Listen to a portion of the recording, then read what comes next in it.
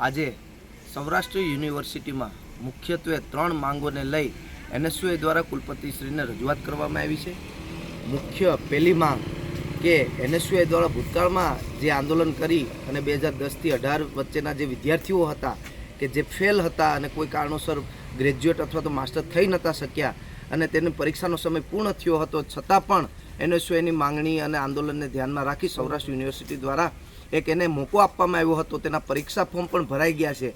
7 મહિના વીતી ગયા હોવા છતાં આજ સુધી તેનું પરીક્ષાનું ટાઈમ ટેબલ કાઢવામાં નથી આવ્યું, જેથી તે વિદ્યાર્થીઓ ખૂબ હેરાન પરેશાન અને ક્યાંય સરકારી નોકરી માટે એપ્લાય કરી શકતા નથી।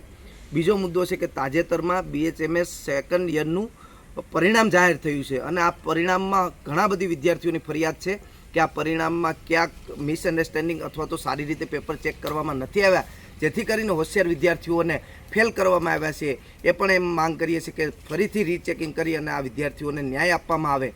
ત્રીજી અમારી એક માંગ છે કે વર્ષોથી ચાલતો સૌરાષ્ટ્ર યુનિવર્સિટીમાં એક્સટર્નલ અભ્યાસક્રમ કે જે નોકરી, વ્યવસાય અથવા તો મજબૂરીના કારણે કંઈક ધંધો કરતા હોય એવા વિદ્યાર્થીઓ ઘરે બેઠી અને એક્સટર્નલમાં પોતાનું બેચલર અથવા તો માસ્ટર કમ્પ્લીટ કરી શકતા હતા, એ આ વર્ષે હજુ સુધી એડમિશન ચાલુ ન કરવાના કારણે આ વિદ્યાર્થીઓ પણ ક્યાંક ખૂબ હેરાન થઈ રહ્યા છે। તો અમારી આ ત્રણેય માંગો લઈ અને કુલપતિશ્રી સમક્ષ અમે રજૂઆત કરી છે કે આ ત્રણે માંગ સ્વીકારી અને આમાં ત્વરિત પગલાં લેવામાં આવે।